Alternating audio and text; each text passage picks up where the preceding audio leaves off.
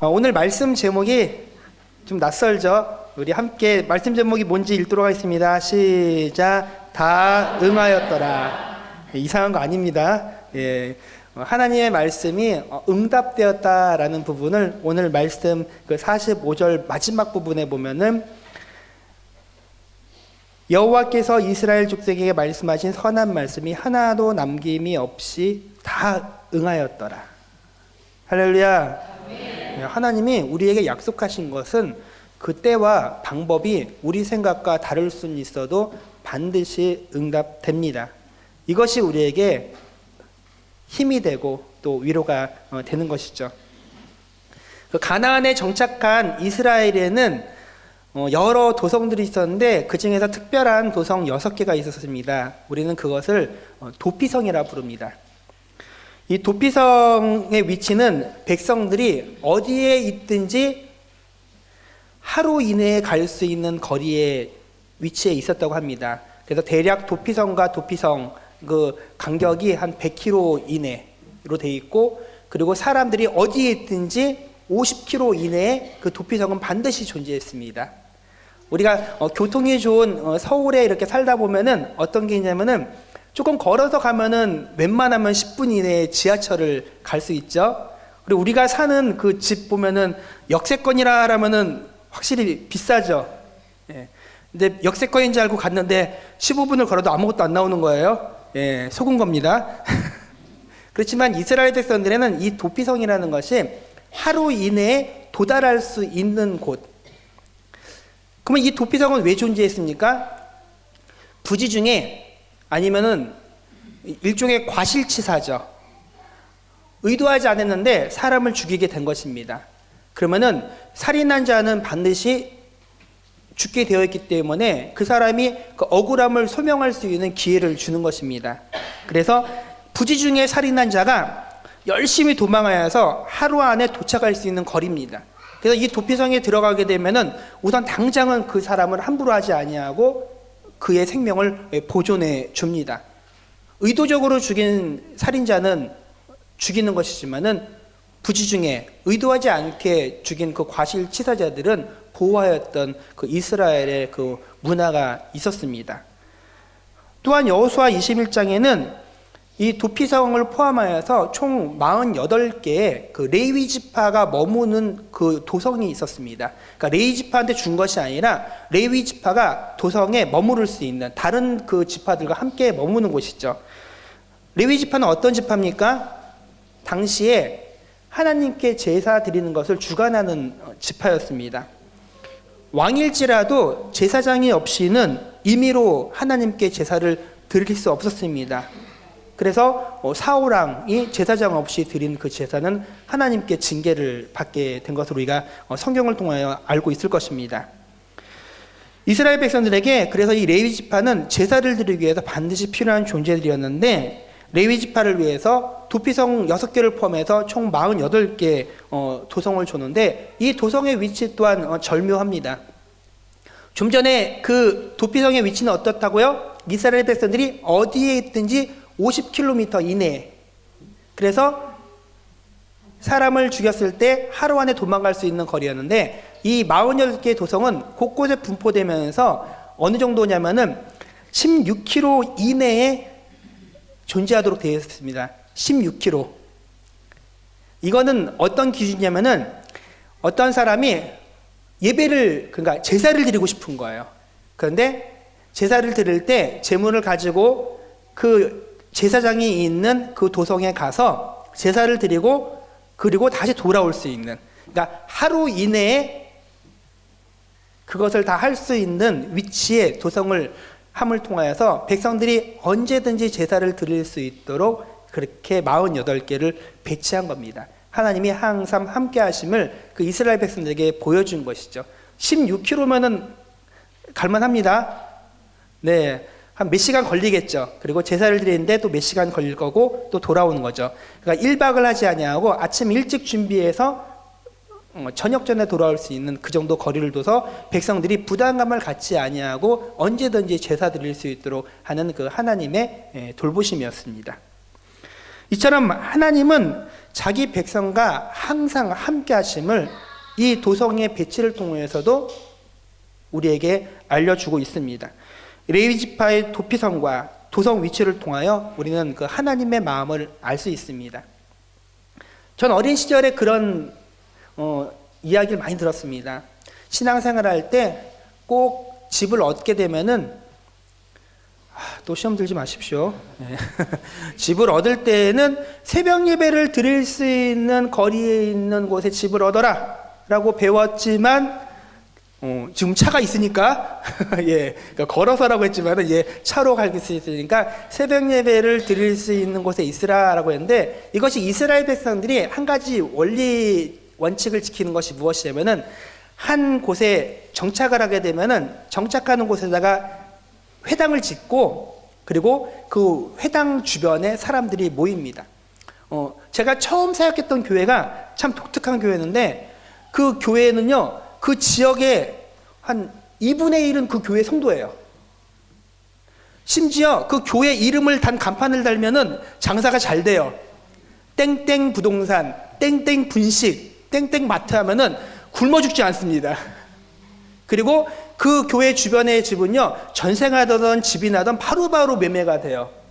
성도들이 계속해서 빈자리를 치고 들어오는 거죠. 큰 교회였어요.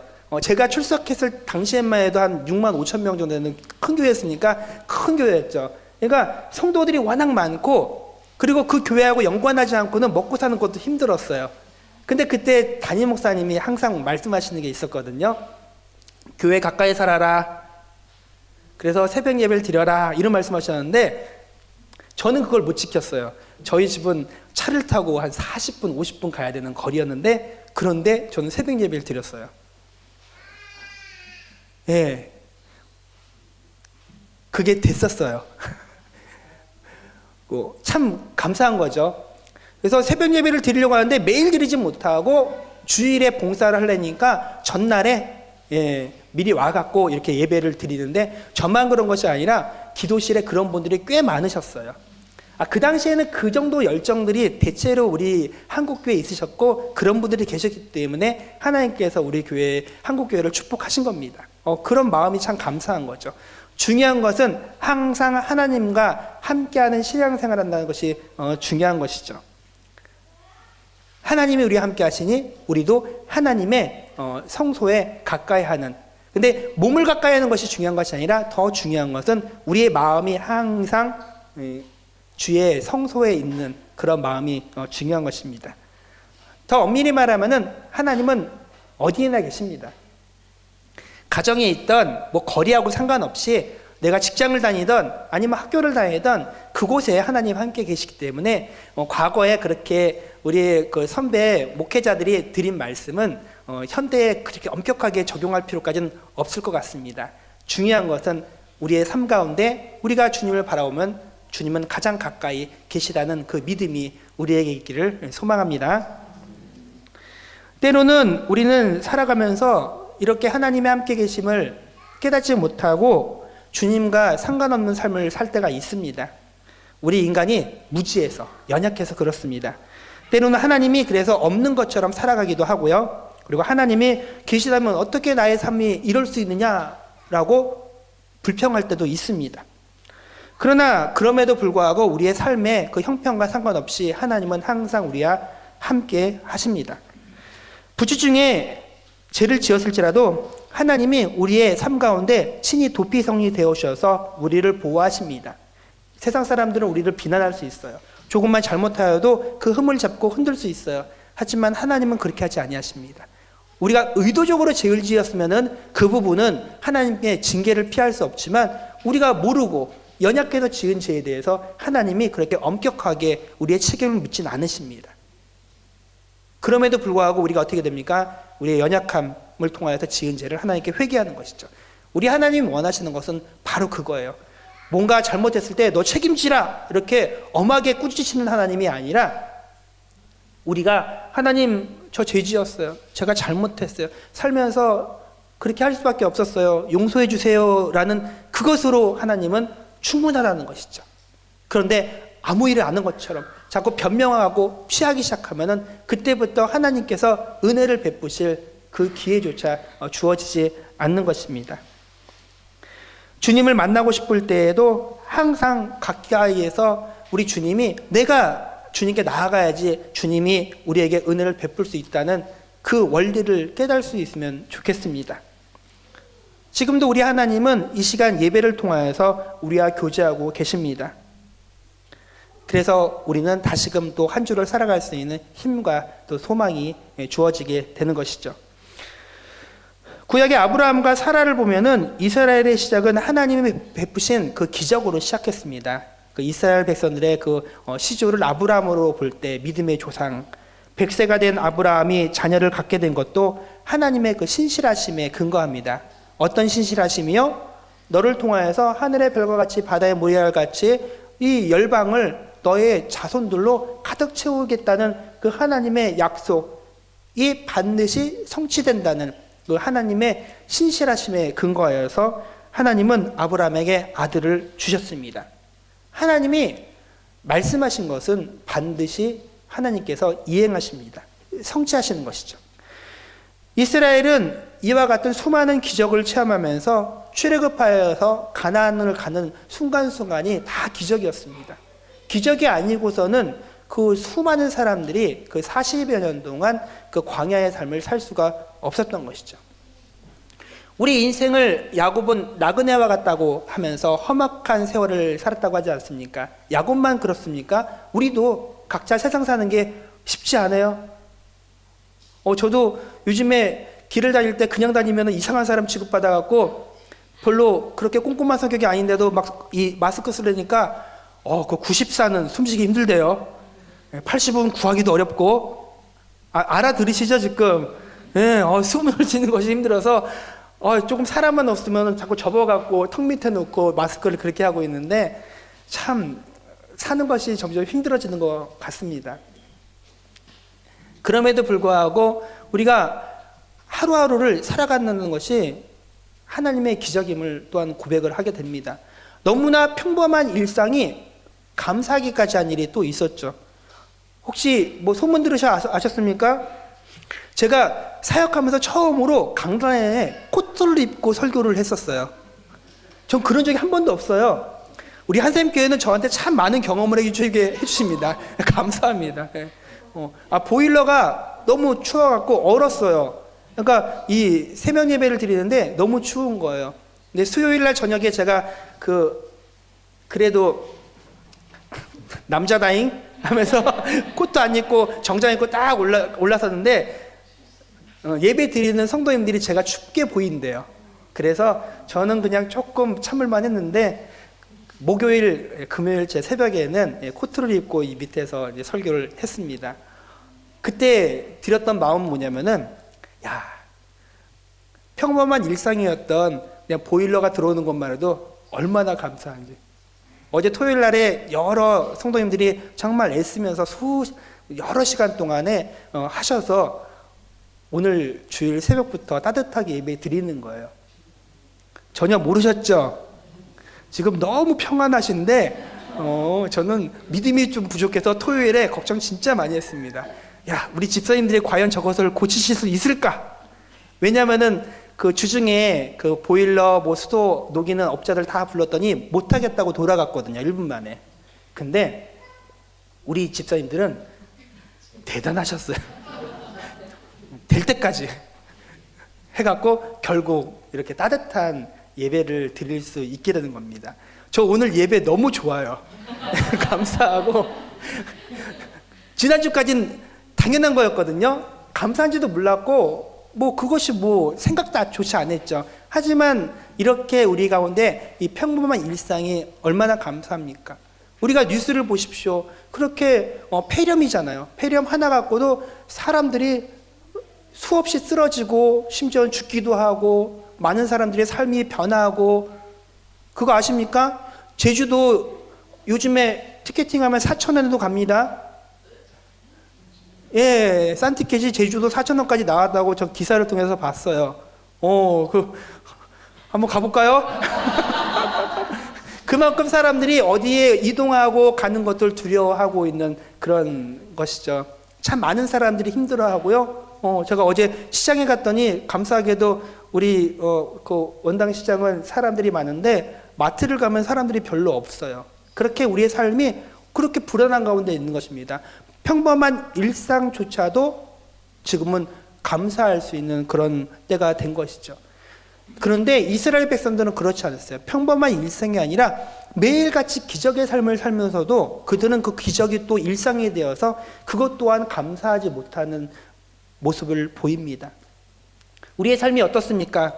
오늘 아침에 일어난 것도 기적이죠? 네, 오늘 하루도 수백만의 사람들이 자리에서 일어나지 못한 거예요. 그리고 심지어 서울의 한 교회는 어떻다고요? 예배당이 폐쇄가 됐어요. 저는 그 목사님과 성도의 마음이 얼마나 아플까. 아니, 그 예배당 앞에다가 오늘은 주일 예배가 없습니다라고 붙일 때 그때 심정이 어떨까 하는데, 저는 너무 안타깝더라고요. 그러면서, 참 감사하다. 이 동시에 이 두 가지 마음이 교차하는 그런 아침을 보냈습니다. 오늘 본문은 가나안 영토를 분배하는 그 기록의 끝부분에 해당합니다. 이스라엘이 이처럼 가나안 땅을 차지하고 정착할 수 있었던 것은 처음부터 끝까지 다 하나님의 기적과 같은 은총을 통해서 이루어졌습니다. 하나님은 이스라엘 선조들에게 약속하신 그 땅을 주겠다는 것을 지키셨습니다. 민수기 34장 2절 말씀 우리 함께 읽도록 하겠습니다. 민수기 34장 2절입니다. 시작.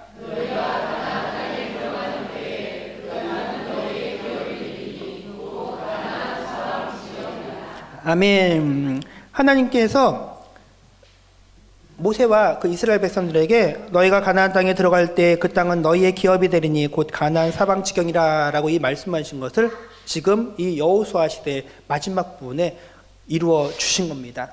말씀하시면은 그걸 이행하시고 성취하시는 그 하나님을 우리가 이 말씀 가운데서 우리가 경험하게 되는 것이죠. 또한 사방에 안식을 주셨고 또 적으로부터 승리하게 하셨습니다. 사실상 하나님은 자신의 하실 일을 성실하게 다 수행하셨습니다. 하나님은 우리에게 약속하신 것을 다 하시니까 우리가 어떻게 됩니까? 우리도 하나님께 마땅히 해야 될 도리를 다 해야 되는 것이죠. 하나님 백성이니까 어떻게 해야 돼요? 예배를 드리는 것이고요. 하나님의 백성이니까 말씀을 배워야 되는 것이고요. 하나님의 백성이니까 복음을 전해야 되는 것이고, 하나님의 백성이니까 봉사해야 되는 것이고, 하나님의 교회니까 서로 교제하는 것입니다. 이 5가지가 지금 한샘교회 5대 핵심 가치입니다. 우리가 저런 삶을 사는 것은 주님이 오시는 그날까지 하는 거예요. 저 새로운 거 아닙니다. 저 5가지는 하나님이 이 땅에 사도행전을 통하여서 주시는 그 교회의 존재 가치입니다. 교회를 세우신 이유가 바로 저 5가지를 하는 거예요. 예배를 드려라. 그리고 말씀을 배워라. 그리고 전도해라. 봉사해라. 그리고 교제하라. 라는 것이죠. 그것이 우리가 마땅히 하나님께 은혜를 받은 백성들이 해야 될 도리입니다. 하나님이 말씀하신 걸 이행했으니 우리도 마땅히 삶 가운데 실천하기를 소망합니다. 하나님은 선조들과의 약속을 하나도 빠짐없이 다 지키셨습니다. 이스라엘이 땅에 정착하여 안전하게 살 수 있도록 그들에게 평화를 허락하셨습니다. 그들의 원수를 모두 이스라엘의 손에 붙이셨기 때문에 가능한 일이었습니다. 이스라엘의 전쟁을 성전이라 하는 이유도 백성들이 싸우는 것이 아니라 하나님께서 싸우시기 때문에 그것을 성전이라고 하는 것입니다. 물론 이스라엘이 소유한 땅은 이후에 상실하게 됩니다. 유대인들은 오랫동안 자신들의 땅을 갖지 못하고 오랜 기간 동안에 전 세계를 유리하게 됐죠. 하지만 하나님의 약속은 좌절되지 않습니다. 마지막 때에 다시금 이스라엘은 복원될 것입니다. 하나님께 아브라함에게 약속된 땅, 결국 이 땅은 영원히 이스라엘의 땅이 될 것입니다. 우리 창세기 15장 18절 말씀 함께 읽겠습니다.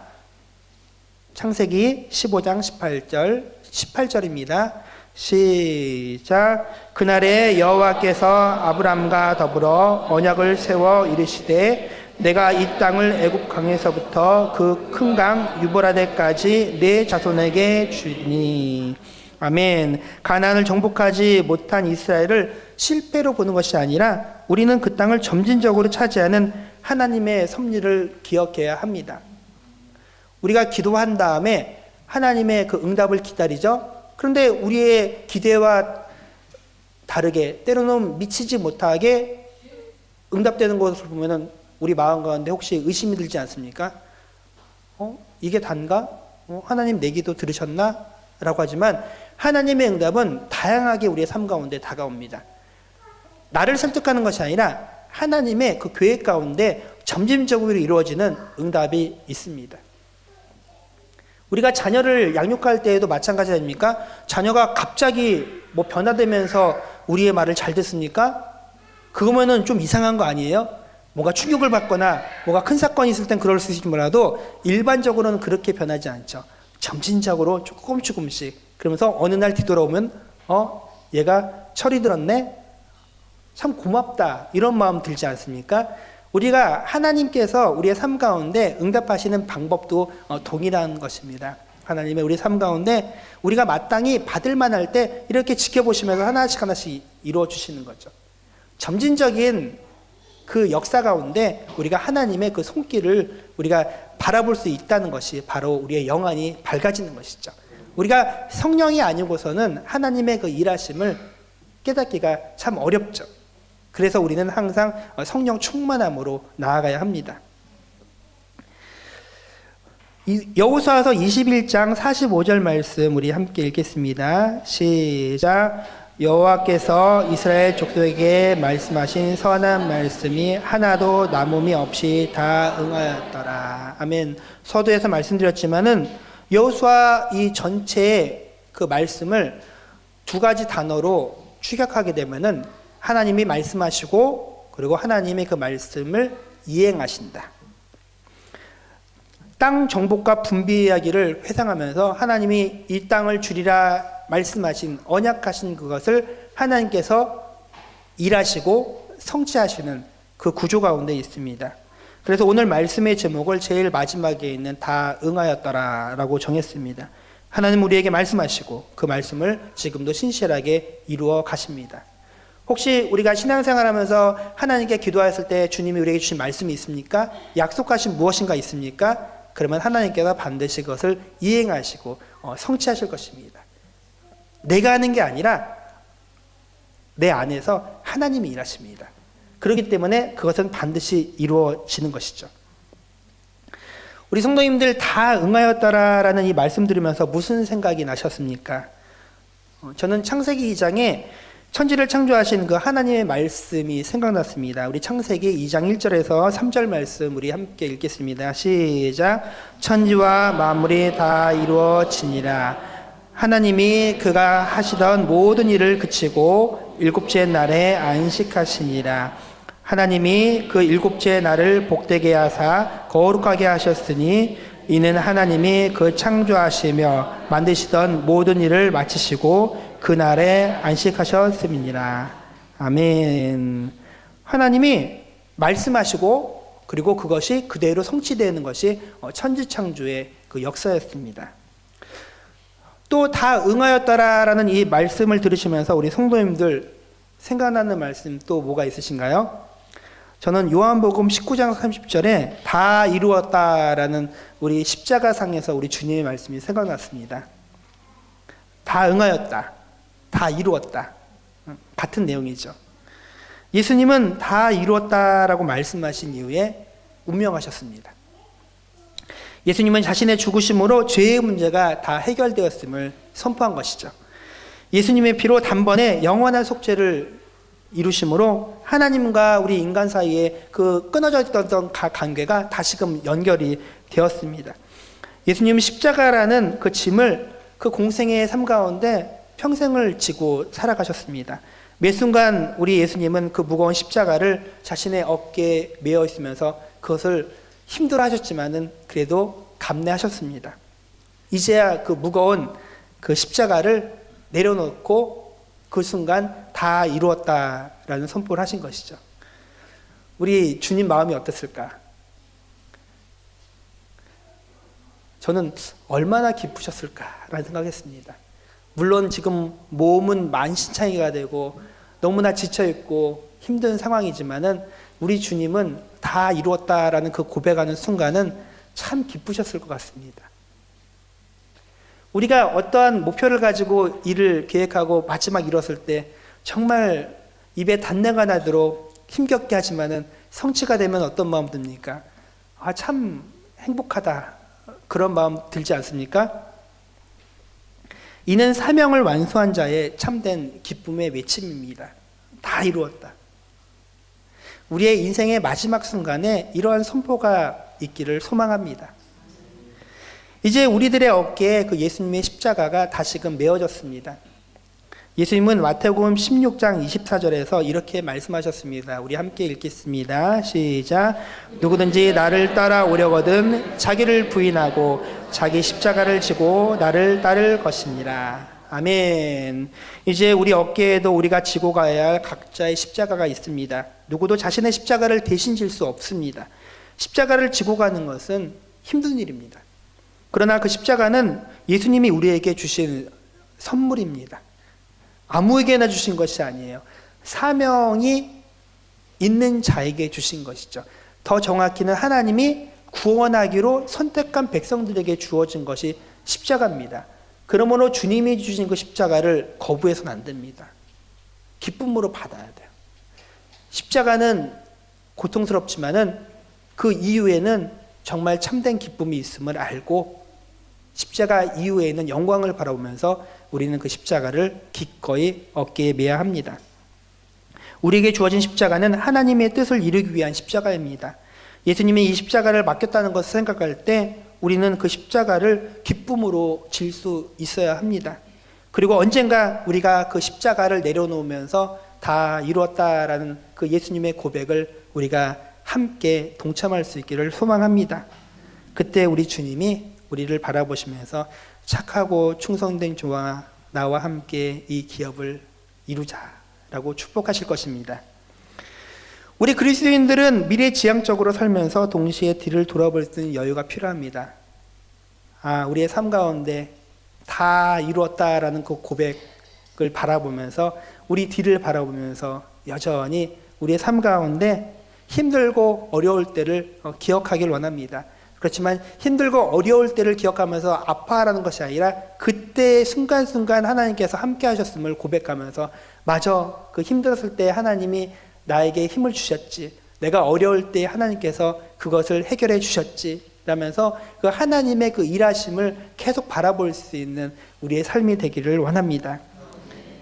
하나님의 함께 하심이 그렇게 확실하게 고백되어지게 되면은 우리는 또 앞으로 다가오는 우리의 삶을, 그 십자가의 그 인생을 기꺼이 받아들일 수 있게 됩니다. 어떤 때는 그저 모든 것을 멈추고 지난날 베풀어 주시는 그 하나님을 돌아보는 시간이 우리에게 필요하지 않을까 싶습니다. 전 아직 젊어서 앞으로 달려갈 길이 더 많다고 생각하지만 그래도 때로는 힘들고 어려울 때 잠시 멈추면서 뒤돌아보는 시간을 갖습니다. 몇 주 전에 말씀드린 것처럼 우리가 앨범을 보면서도, 그렇죠? 네. 그리고 언젠가 받았던 그런 편지를 보면서도 그렇습니다. 저는 예전에 잠시 교직에 있을 때 이제 학교를 떠나면서 반 아이들이 적어준 게 있어요. 막 이제 롤링 페이퍼라고 하죠. 근데 제가 그 받은 게 너무 기분이 좋아서 그걸 코팅을 해갖고 지금 목양실에 있는데 거기 보게 되면 아이들이 막 기록한 게 있어요. 짧은 시간이지만은 뭐 어땠다 하는 건데 참 너무 감사하더라고요. 그래서 힘들 때마다 그걸 봐요. 그러면 저에게 위로가 되고 힘이 되더라고요. 그런 것을 하나님께서 우리에게 주시는 거죠. 살아가면서 우리의 삶에 참 많은 하나님의 그런 격려와 도우심과 그리고 하나님의 그 은혜가 있을 것입니다. 그것 때문에 우리가 살아가게 되는 것이죠. 하나님의 은총을 세워보는 것이 가장 의미 있는 일이 될 수 있습니다. 지금도 하나님은 우리에게 말씀하시고 그리고 그 말씀하신 것을 이루고자 계획하십니다. 다 응하였다라는 이 말씀이 우리의 삶의 소망이 되며 우리의 삶의 참된 기쁨이 되기를 주님의 이름으로 축원합니다. 우리 함께 찬양하면서 기도하는 시간 갖도록 하겠습니다.